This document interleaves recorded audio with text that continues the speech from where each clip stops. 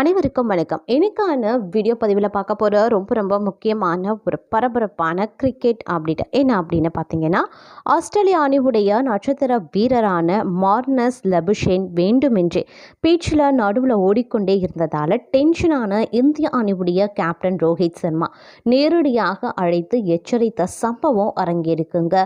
இது தொடர்பாக பல்வேறு முக்கிய தகவல்கள் தற்போது வெளியாகியிருக்கு அப்படின்னு சொல்லலாம். இது குறித்து மற்றொரு புறம் பார்த்தோம் அப்படின்னா, சுனில் கவாஸ்கரும் கோபப்பட்டு சில விஷயங்களை பேசியிருக்காரு அப்படின்னு சொல்லலாம்.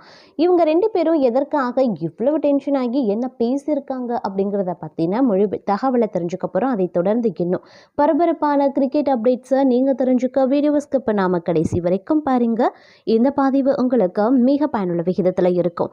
வீடியோக்குள்ளே போகிறதுக்கு முன்னாடி இது வரைக்கும் நீங்கள் நம்ம சேனலை சப்ஸ்கிரைப் பண்ணலன்னா உடனே சப்ஸ்கிரைப் பண்ணிக்கோங்க. அப்படியே பக்கத்தில் இருக்கக்கூடிய நோட்டிஃபிகேஷனுக்கான பெல் பட்டனையும் ப்ரெஸ் பண்ணிக்கோங்க.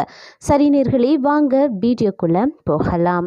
ஆஸ்திரேலியா அணிவுடைய நட்சத்திர வீரரான மார்னஸ் லபுஷேன் வேண்டுமென்றே பீச்சில் நடுவில் ஓடிக்கொண்டே இருந்ததால டென்ஷனான இந்திய அணிவுடைய கேப்டன் ரோஹித் சர்மா நேரடியாக அழைத்து எச்சரித்த சம்பவம் அரங்கேறியிருக்கு. இதற்கு இந்திய ஜாம்பவான் சுனில் கவாஸ்கர் நடுவர்கள் இப்போது மட்டும் எங்கே செல்றாங்க அப்படின்னு கேட்டு கொந்தளித்திருக்காங்க. அதாவது இந்தியா ஆஸ்திரேலியா அணிகளுக்கு இடையிலான பாக்ஸிங் டே டெஸ்ட் போட்டியின் முதல் நாள் ஆட்டம் விறுவிறுப்பாக நடைபெற்று முடிவுக்கு வந்திருக்கு. இந்த போட்டியில் அறிமுக வீரர் சாம் கோன்ஸ்டாஸ் உடன் நேரடியாக விராட் கோலி மோதலில் ஈடுபட்ட சம்பவம் ரசிகர்களிடையே விவாதமாக இருக்கிறது அப்படின்னு சொல்லலாம். இதற்கு பின் தவறை ஒப்புக்கொண்ட விராட் கோலிக்கு ஆட்ட ஊதியத்திலிருந்து 20% அபராதம் விதிக்கப்பட்டிருக்கு. இதனிடையே ஆஸ்திரேலியா அணி வீரர்கள் தொடர்ச்சியாக பிச்சில் ஓடிய சம்பவம் நடந்திருப்பது தெரிய வந்திருக்கு. அது மட்டும் அல்லாமல் ஆஸ்திரேலிய வீரர்கள் பிச்சில் ஓடுவதை கொஞ்சம் கூட கண்டிக்காமல் நடுவர்களும் அமைதி காத்திருக்காங்க. இந்த நிலையில் மார்னஸ் லபுஷேனை நேரடியாக இந்திய அணியின் கேப்டன் ரோஹித் சர்மா கண்டிக்கும் வீடியோ வெளியாகியிருக்கிறது. பும்ராவின் பந்தை எதிர்கொள்ளும் லபுஷேன் மிடில் ஆஃப் தி பிச்சிலேயே ஓடினார். அதனை முதல் முறையாக பார்த்தபோதே விராட் கோலி கைகளை உயர்த்தி எச்சரிக்கை செய்திருக்காரு. ஆனால் அப்படியும் திருந்தாத லபுஷேன் மீண்டும் பிச்சில் நடுவிலேயே ரன்கள் எடுக்க ஓடியிருக்காரு. சரியாக புல்லர் லென்த் லைனிலேயே அவர் தொடர்ந்து ஓடியிருக்காரு. இதனை பார்த்த இந்திய அணியுடைய கேப்டன் ரோஹித் சர்மா லபுஷேனை நேரடியாக அழைத்து எச்சரிக்கையும் செய்தார். அப்போது இரு வீரர்களின் பேச்சினை மட்டும் கவனிக்கும் நடுவர்கள் லபுஷேனை கொஞ்சம் கூட எச்சரிக்கை செய்யலை. இதனால் டென்ஷனான சுனில் கவாஸ்கர் லபுஷேன் தொடர்ந்து பேச்சில் ஓடுவதை பார்த்து ரோஹித் சர்மா கண்டிக்கிறார். இது நடுவர்களினுடைய பணி. தொடக்க வீரராக களமிறங்கிய சாம் கோன்ஸ்டாஸும் இப்படியே தான் செய்து கொண்டிருந்தார்.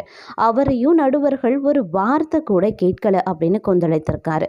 பேச்சில் நடுவில் வீரர்கள் ஓடுவதை பார்க்கும்போது நடுவர்கள் உடனடியாக எச்சரிக்கை கொடுக்கணும். எச்சரிக்கையை மீறியும் மீண்டும் தவறு செய்தால் 5 ரன்களை அபராதமாக அளிக்க வேண்டும் அப்படிங்கிறதும் குறிப்பிடத்தக்க ஒரு விஷயம் அப்படின்னு சொல்லலாம்.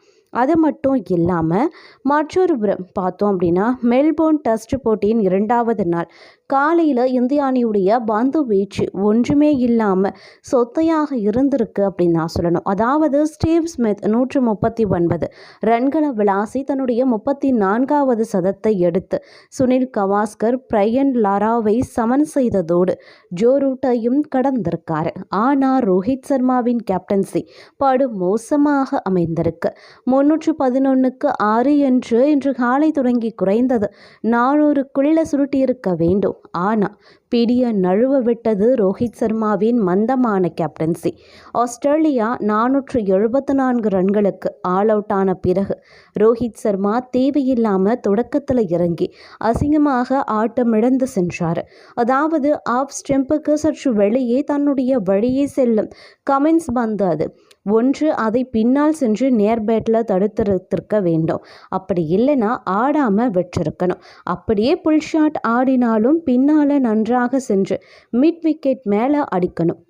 இதை எதுவுமே செய்யாமல் அரேபிள் ஷாட் ஆடி கேட்சிங் பிராக்டிஸில் கொடுத்துவிட்டு சென்றிருக்கார். இத்தகைய போக்கு அவர் மீது கடும் விமர்சனங்களை ஈர்த்திருக்கு. பிச்சில் கொஞ்சம் முயற்சி செய்து வேகம் கூட்டி வீசி நல்ல லைன் மற்றும் லென்த்தில் வீசினா உதவி இருந்திருக்கும். ஸ்பெயினுக்கும் கொஞ்சம் உதவிகரமாகவே இருந்திருக்கும். ஆனால் வாஷிங்டன் சுந்தர், ரவீந்திர ஜடேஜா வெறும் சேஞ்ச் பவுலராக ஓவர்களை விரைவில் வீசும் நோக்கத்திற்கு பயன்படுத்தியது போல செய்தது கடும் விமர்சனங்களுக்கு ஆளாக்கியிருக்கு அப்படின்னு தான் சொல்லணும். கமின்ஸ் போட்டு சாத்துகிறாரு. ஸ்டீவ் ஸ்மித் பும்ராவை ஹூக் ஷாட்ல 6 விளாசுகிறாரு. எதற்கும் எந்த வினையும் ஆற்றாத கேப்டனாக ரோஹித் சர்மா படுதண்டமாக செயல்பட்டார் என்பதே அவர் மீதான விமர்சனத்திற்கு காரணமாகவும் அமைஞ்சிருக்கு. ஆட்டம் தொடங்கி உணவு இடைவேளைக்கு முன்பு 27 ஓவர்களில் ஆஸ்திரேலியா 143 ரன்களை விளாசியது. ஒரு விக்கெட்டை தான் கைப்பற்ற முடிஞ்சிருக்கு. அதுவும் கமெண்ட்ஸ் கொடுத்து விட்டு சென்றது. ஆகாஷ்தீப், பும்ரா, சுராஜ் மூவருமே எந்தவித திட்டமும் இன்றி களைப்பாக வீசியது போல வீசினாங்க.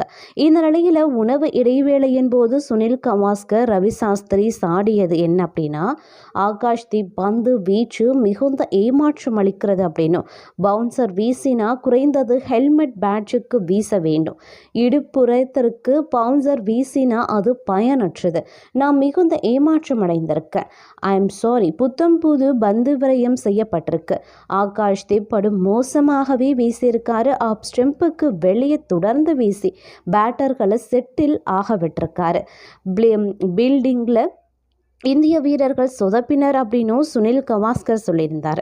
ரோஹித் சர்மாவின் கேப்டன்சியை கடுமையாக சாடிய ரவி சாஸ்திரி என்ன செய்ய வேண்டும் அப்படின்னு புரியாமல் கேப்டன்சி செய்திருக்காரு. பந்து வீச்சு மிக மிக சாதாரணமாகவே இருந்திருக்கு. ஸ்பின்னை அதிகம் பயன்படுத்தியிருக்க வேண்டும், ஆனால் பயன்படுத்தலை. வாஷிங்டன் சுந்தர் 40 ஓவர்கள் சென்று வருகிறார். எதற்காக 2 ஸ்பின்னர்களை ஆட வேண்டும்?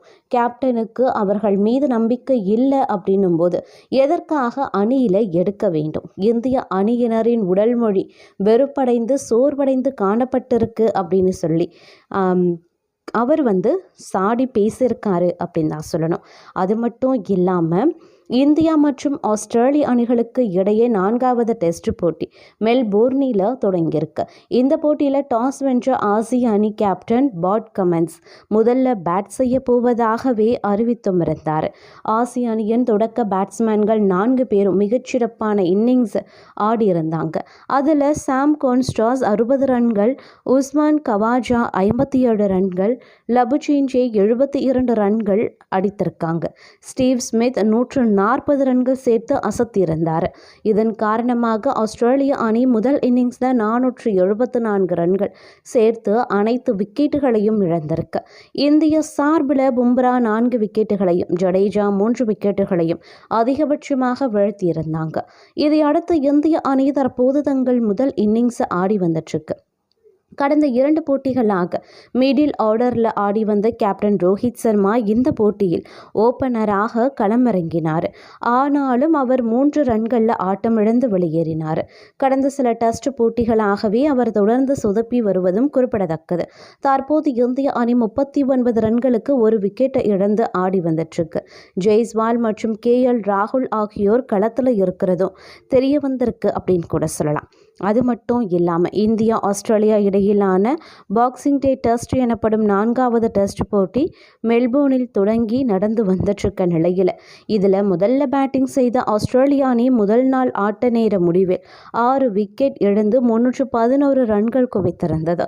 ஆஸ்திரேலிய அணியின் பேட்ஸ்மேன்கள் சாம் கான்ஸ்டஸ் 60 ரன்கள், மார்னஸ் லபுசேன் 72 ரன்கள், உஸ்மான் கவாஜா 57 ரன் மற்றும் Steve Smith 62 run not out ஆகிய 4 பேர் அரை சதம் அடித்திருந்தாங்க. பும்ரா 3 விக்கெட்டுகளை சாய்த்திருந்தார். 2வது நாள் ஆட்டம் நடந்த நிலையில் தொடர்ந்து பேட்டிங் செய்த ஆஸ்திரேலிய அணி 474 ரன்கள் குவித்து ஆட்டம் இழந்தது. கவர் டிரைவ், புல் ஷாட்கள் அப்படின்னு அற்புதமான ஷாட்களை விளையாடிய ஸ்டீவ் ஸ்மித் டெஸ்ட் கிரிக்கெட்டில் 33வது சதம் விளாசினார். அவருக்கு பக்கபலமாக இருந்த பேட் கமின்ஸ் 49 ரன்கள் எடுத்து அவுட் ஆனார். தொடர்ந்து அதிரடியாக விளையாடிய ஸ்டீவ் ஸ்மித் 140 ரன்களுக்கு ஆட்டமும் இழந்தார். இந்திய தரப்புல பும்ரா 4 விக்கெட்டுகளை வீழ்த்தியிருந்தார். ஜடேஜா 3 விக்கெட்டுகளும் ஆகாஷ்தீப் 2 விக்கெட்டுகளும் வீழ்த்தினாங்க. பின்பு இந்திய அணி முதல் இன்னிங்ஸ் பேட்டிங்கை தொடங்கிய நிலையில் ஓப்பனிங் களமிறங்கிய கேப்டன் ரோஹித் சர்மா வெறும் 3 ரன்ல பேட் கமின்ஸ் பந்தில் புலாண்டிம் கேட்ச் கொடுத்து அவுட் ஆனார். அதாவது கமின்ஸ் வீசிய ஷார்ட் பிட்ச் பந்தை தேவையில்லாமல் புல் ஷாட் அடிக்க முயன்று தனது விக்கெட்டை பறிகொடுத்தார் ரோஹித் சர்மா. இந்த தொடர் முழுவதும் ரன்கள் அடிக்க தடுமாறி வரும் ரோஹித் சர்மா பவுலர்கள் போல் கண்மூடித்தனமாக பேட்டை சுழற்சி அவுட் ஆவது ரசிகர்களிடம் அதிர்ச்சியை ஏற்படுத்தியிருக்கிறது அப்படின்னு நான் சொல்லணும்.